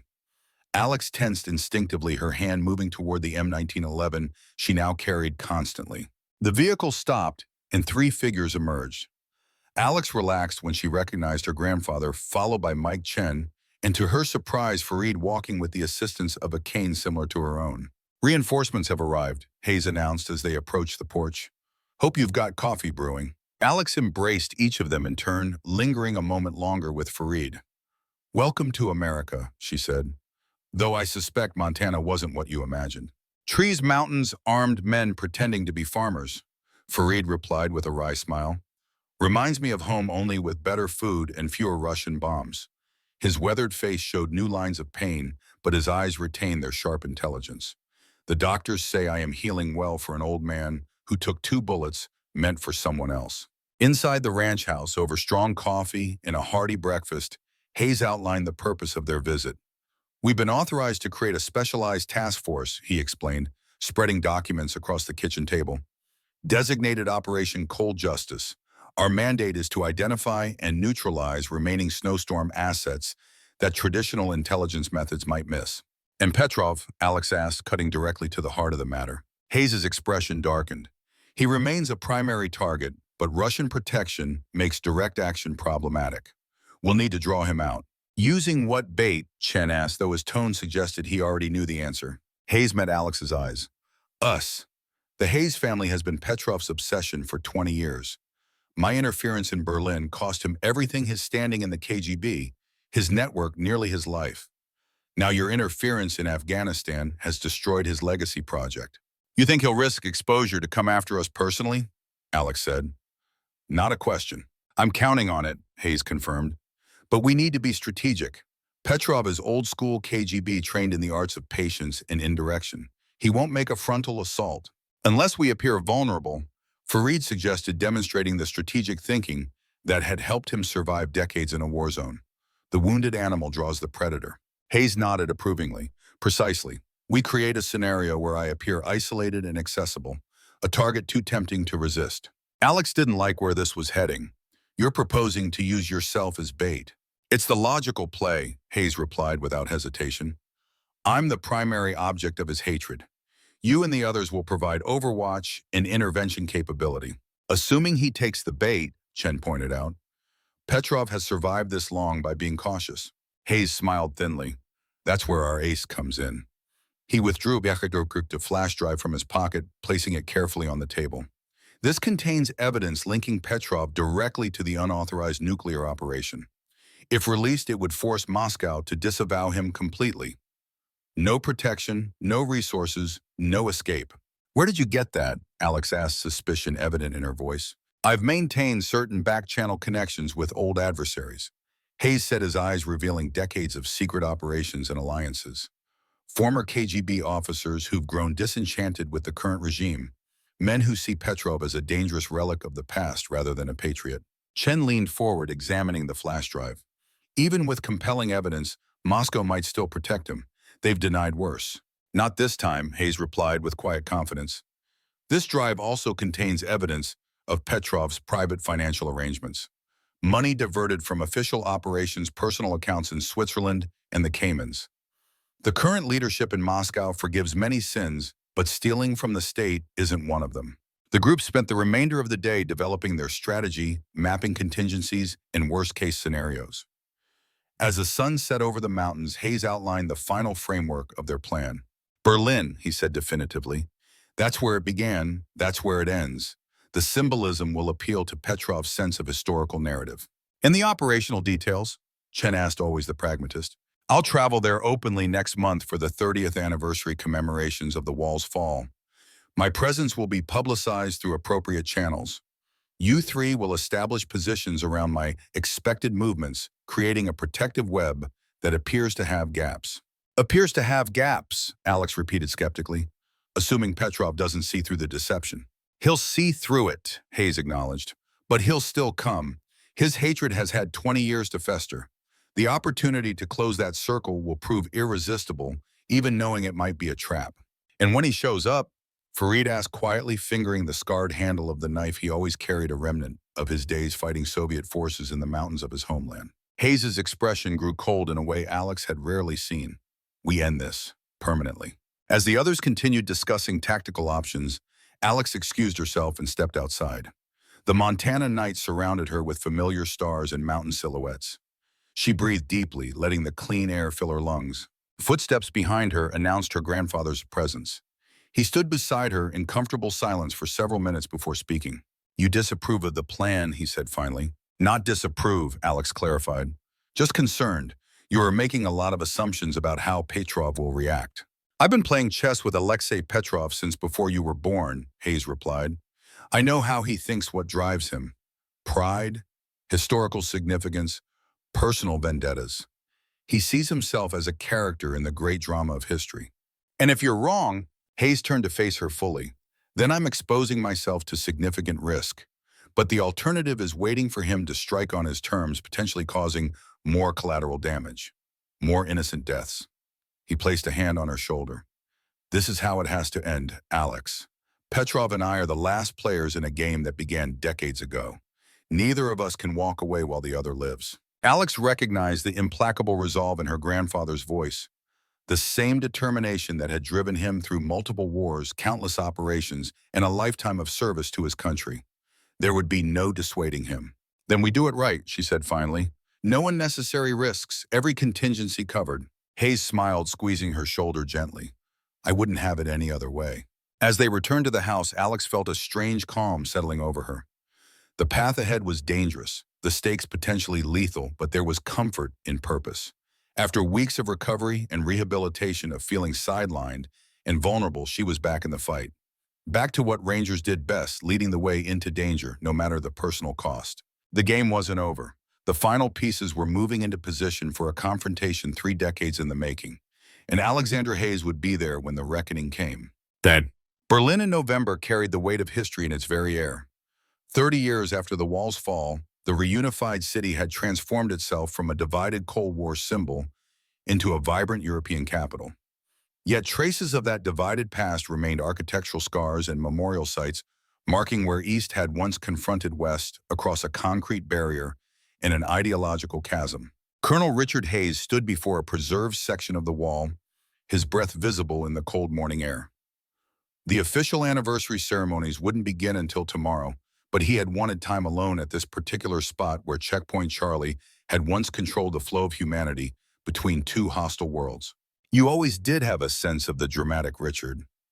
The voice came from behind him, speaking English with the faint Russian accent he would have recognized anywhere. Hayes didn't turn immediately. 30 years is a long time for a rematch, Alexei. Some games are worth the wait. Colonel Alexei Petrov moved to stand beside Hayes, both men facing the wall remnant. At 70, Petrov remained imposing, tall and broad-shouldered, his silver hair immaculately styled despite the damp Berlin weather. He wore a tailored overcoat that couldn't quite disguise the military bearing of a lifetime KGB officer. "You know this is a trap," Hayes said conversationally as if discussing the weather. Petrov smiled thinly. "Of course. Just as you know I wouldn't come alone." He nodded subtly toward various positions around the plaza. "My people have your granddaughter and her friends under surveillance. One wrong move and they die." "A predictable precaution," Hayes acknowledged. "Though perhaps premature. I thought we might talk first like civilized men, for old time's sake." "Civilized," Petrov's voice hardened. "You shot me and left me for dead in 1989, Richard. After I offered you partnership." "You offered me treason," Hayes corrected. "There's a difference." "Semantics," Petrov gestured toward a nearby cafe. "Shall we?" "The weather isn't conducive to extended conversation." Hayes nodded, and the 2 aging spies walked side by side toward the cafe, a tableau that would have been unthinkable during most of their careers. To casual observers, they appeared to be nothing more than old friends, or perhaps business associates catching up over coffee. Inside, they chose a corner table offering privacy and clear sight lines to all entrances. A waitress took their order: coffee for Hayes, tea for Petrov, and retreated, leaving them alone with 3 decades of enmity between them. "Your granddaughter is remarkably resilient." Petrov began stirring sugar into his tea. "Surviving that fall was impressive enough. Disrupting an operation 20 years in the making was extraordinary." "The Hayes family has a talent for survival," Hayes replied, eyes never leaving Petrov's face, "and for stopping threats to American security." "America." Petrov's tone made the words sound like a diagnosis. "You still believe in American exceptionalism after all you've seen? The corruption, the hypocrisy, the decline." I believe in the principles, Alexei. Freedom, justice, the rule of law, concepts your masters have never understood. Petrov waved a dismissive hand. Masters change. The KGB became the SVR. The Soviet Union became the Russian Federation. But the great game continues unaltered. He leaned forward slightly. You and I are the last of our kind, Richard. Cold warriors who understand that peace is merely the interval between conflicts. Is that why you tried to detonate a nuclear device at a NATO conference? Hayes asked, his voice deceptively calm. To end the interval. To reset the board, Petrov corrected. Western complacency has become intolerable. NATO expansion missile defense systems on our borders, color revolutions in our sphere of influence. His eyes hardened. Russia will not be contained indefinitely. Hayes studied his old adversary carefully. That sounds more like policy than personal vendetta. Yet you've made this very personal over the years. A slight smile touched Petrov's lips. Perhaps both motivations can coexist. I serve Russia's interests while settling old scores. His fingers traced the rim of his teacup. And do you serve America's interests now, or just the Hayes family vendetta? Justice isn't vengeance, Alexei. So you keep telling yourself, Petrov said dismissively. And Berlin, why meet me here knowing it might be a trap? Symmetry, Hayes replied simply. Our first significant encounter was here as the wall fell. It seems fitting that our last should be in the same location. Hayes noted the implication without comment. Instead, he removed an envelope from his jacket and placed it on the table between them. Insurance, he explained. Evidence linking you directly to the Afghanistan operation. In the event of my death or disappearance, it goes public. Moscow would have no choice but to disavow you. Petrov made no move to touch the envelope. A standard precaution. I expected nothing less. He sipped his tea calmly. So here we are, Richard, two old men at the end of their operational lives. What exactly did you hope to accomplish with this meeting? Closure, Hayes said simply. One way or another, our private war ends today. And how do you propose to end it? Petrov asked, genuine curiosity in his voice. You can't arrest me on German soil without causing an international incident. Assassination would trigger immediate retaliation against your family. We appear to be at an impasse. Hayes smiled. Not quite. You see, Alexei, while you've been focused on me, other pieces have been moving into position. Petrov's expression registered the first flicker of uncertainty. Explain. At this moment, SVR Deputy Director Baranov is meeting with CIA counterparts in Geneva. He's being presented with evidence that you've been running unauthorized operations for years. Operations that have repeatedly risked direct conflict with NATO. Baranov is a bureaucrat. Petrov dismissed, though his confidence seemed slightly diminished. Baranov is a survivor, Hayes corrected. And survivors in Russian intelligence know when to cut their losses.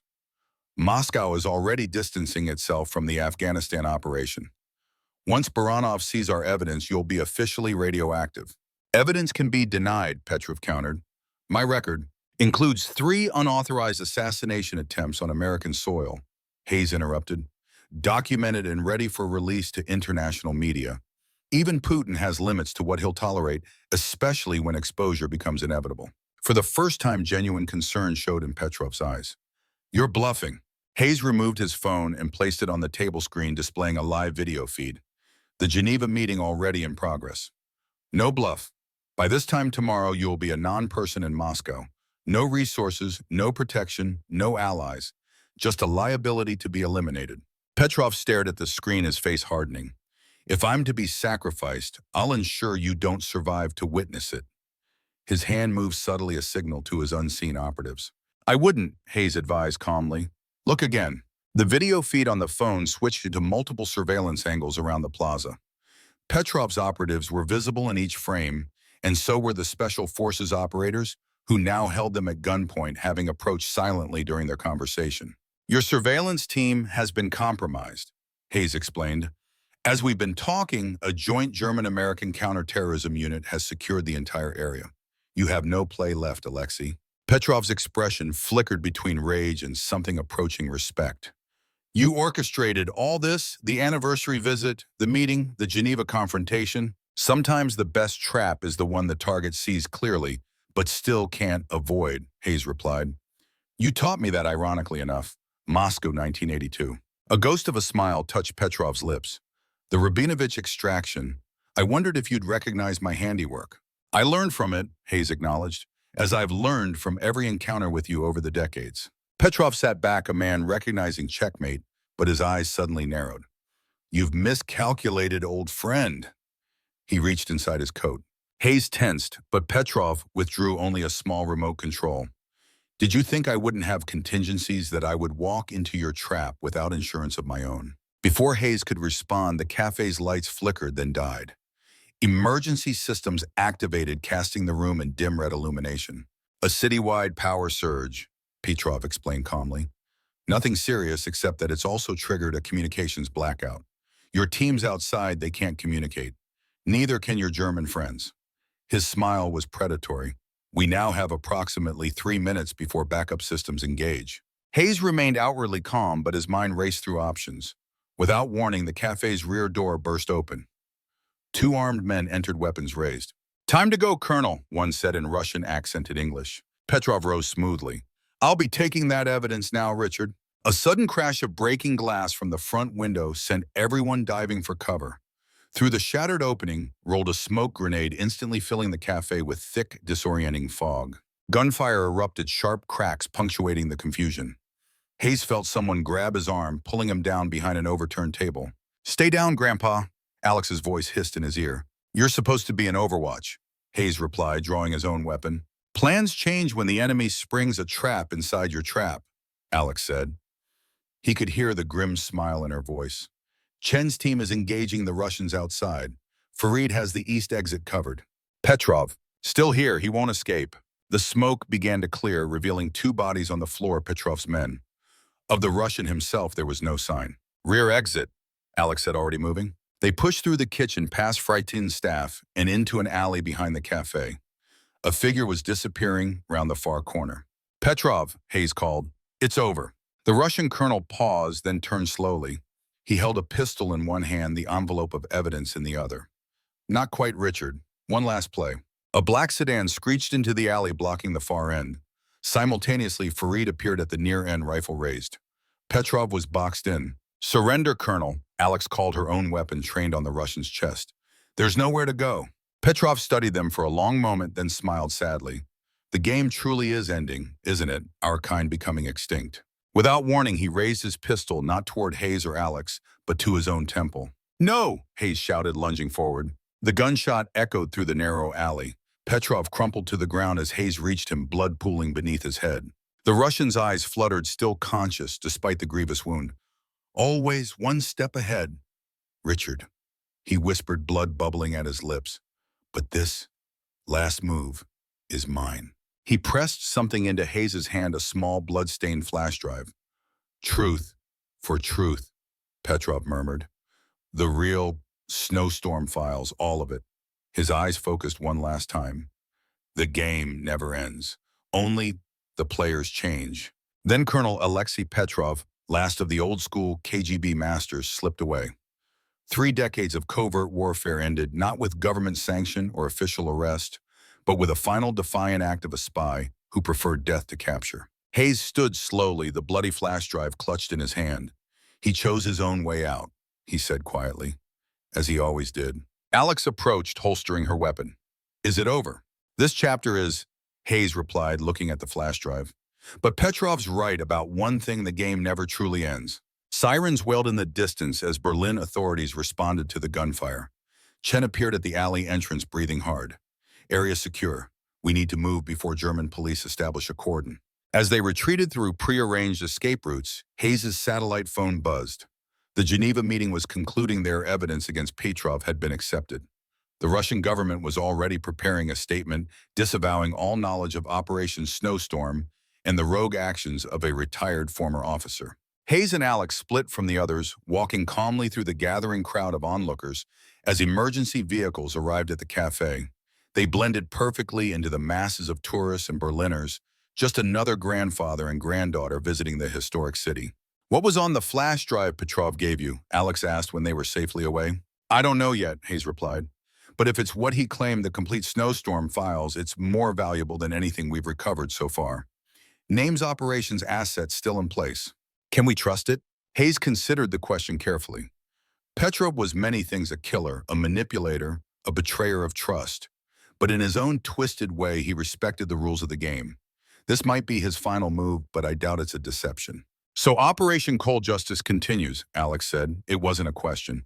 With new targets, Hayes confirmed. Snowstorm may have been Petrov's creation, but its tentacles reach far beyond one man. The work isn't finished. And one. 3 days later, Alexandra Hayes stood on the observation deck of Berlin's Fernsehturm television tower, gazing out at the sprawling city below. The famous Cold War landmark offered a panoramic view of both former East and West Berlin, now seamlessly merged into a single vibrant metropolis. Quite a view, her grandfather commented, joining her at the railing. You can still see where the wall ran if you know what to look for. Alex nodded, identifying the subtle differences in architecture and urban planning that marked the former division. Hard to believe people lived with that barrier for decades. Human beings adapt to nearly anything, Hayes replied. Even the unthinkable eventually becomes normal. They stood in companionable silence, watching twilight settle over the German capital. The operation had concluded successfully, though not as they had planned. Petrov's suicide had denied them the justice they sought, but his final gift, the flash drive, had proved even more valuable than they'd hoped.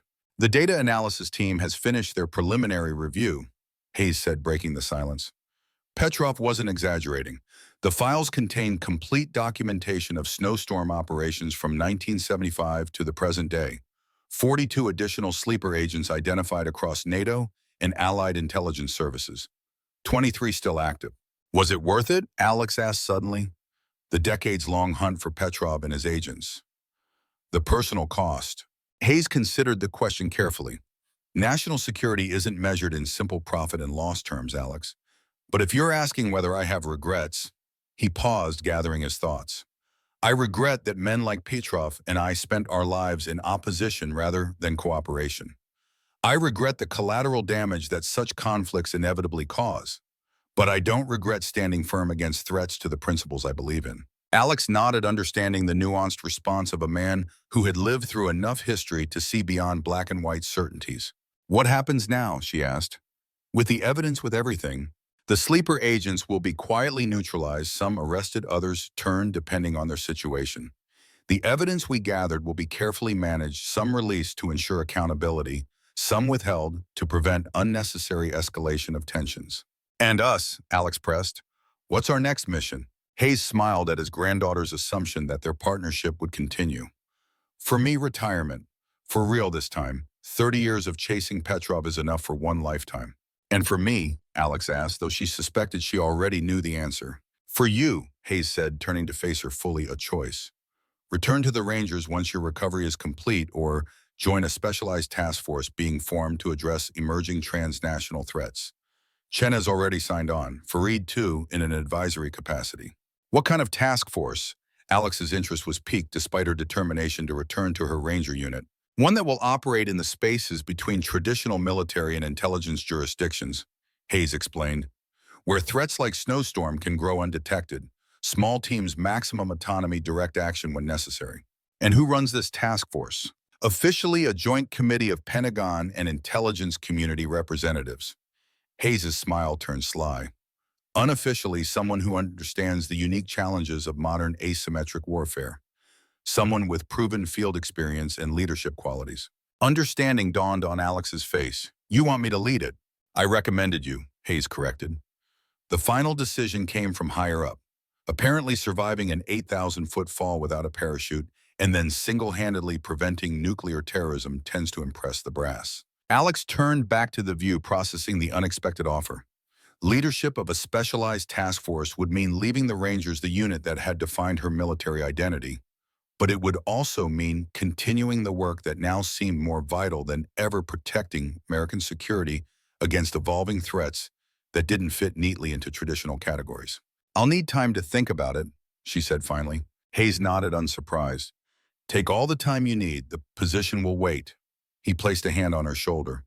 Whatever you decide, I'm proud of you, Alex, not just for what you accomplished in Afghanistan, but for who you've become, a soldier of uncompromising integrity and extraordinary courage. The simple words meant more to Alex than any official commendation. Coming from Colonel Richard Hayes, a man who had defined excellence in service for decades, such praise carried weight that no medal or citation could match. As darkness fell over Berlin, city lights began to twinkle below them, a constellation of human activity spanning what had once been a divided city. Alex thought about the invisible walls that still divided nations and ideologies, the shadows where threats like Petrov could operate, the ongoing need for vigilance, even in times of apparent peace. Perhaps her grandfather was right. Perhaps there was still important work to be done, work that required her particular set of skills and experiences, work that would honor the legacy he had built while creating one uniquely her own. "Tell me more about this task force," she said at last. "What would our first mission be?" Hayes smiled, recognizing the decision in her words. "That," he said, "is a conversation for tomorrow. Tonight we celebrate, not just the end of Petrov's threat, but the beginning of your next chapter." 6 months later, a sleek black helicopter approached a nondescript compound in the Virginia countryside. The facility, officially designated as a Defense Department research installation, revealed its true nature only to those with the highest security clearances. Inside the main building's operations center, Alex Hayes studied the personnel files displayed on a wall of monitors. Her recovered body showed few outward signs of her ordeal in Afghanistan, just a slight stiffness in her gait and a new scar along her jawline.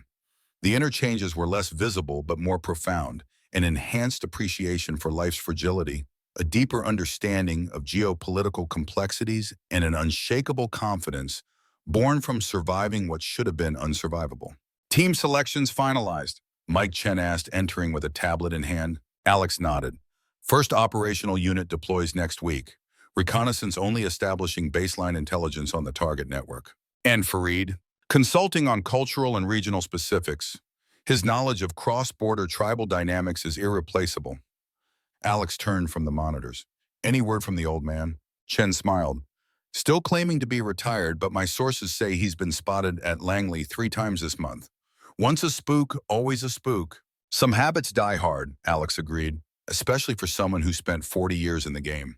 Their conversation was interrupted by the arrival of a senior Defense Department official, accompanied by 2 aides. The man, gray-haired and bearing the weathered look of a former field operative, approached with hand extended.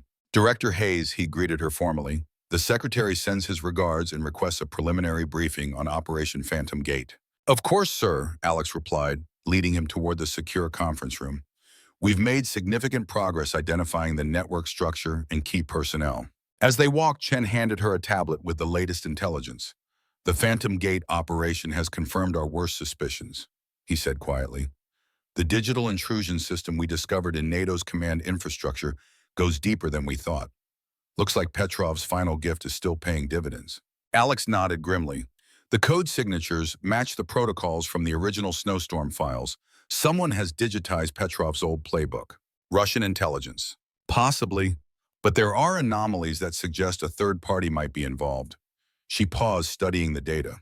"The targeting is too precise, the methodology too sophisticated for typical state actors." "A new player in the great game," Chen said. "Or an old one with new tools," Alex replied. "Either way, Operation Phantom Gate is now our highest priority. If someone has weaponized Petrov's intelligence tradecraft for the digital age, we're looking at a threat that could compromise NATO's entire command and control structure without firing a shot." As they entered the briefing room, Alex caught sight of a framed photograph recently added to the hallway gallery of distinguished service members. The image showed her grandfather as a young officer in Berlin, standing before a section of the wall shortly after its fall. By it hung a newer photograph, Alex herself at her task force appointment ceremony. The family legacy continuing into a new era of security challenges. Rangers led the way, her grandfather had always said. Now she led a different kind of unit, facing threats that crossed traditional boundaries of warfare and espionage. The enemies had changed since the Cold War, becoming more diffuse, more technologically sophisticated, more ideologically complex. But the fundamental mission remained the same: protect American security and uphold the principles that define the nation. As she began the briefing outlining her team's approach to dismantling the Phantom Gate network, Alex felt a quiet certainty that this was where she belonged, not just following in her grandfather's footsteps, but forging a new path suited to the unique challenges of the modern world. The Hayes family tradition continued. Different battlefields, same unwavering commitment. Some falls, Alex reflected. didn't end in destruction. Sometimes they became the beginning of an unexpected ascent to new heights, new challenges, new purpose. After all, Rangers don't need parachutes to survive.